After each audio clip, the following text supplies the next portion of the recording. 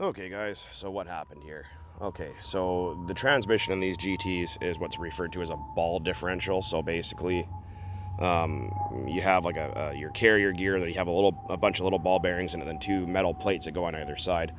Now what happens is those plates, when they get old, they get a big groove in them because the ball bearings are harder than the plates themselves, and they'll just wear out and wear down. It's like in an automatic transmission. Basically, when the clutch packs get all worn down, they just don't want to grab anymore. So that's why it was doing that, because for the full throttle I was trying to go and the thing was barely moving, this thing should have been doing 40 miles an hour. So that's the deal there. But that's okay, because I have a full rebuild kit and to tear it all apart and redo it.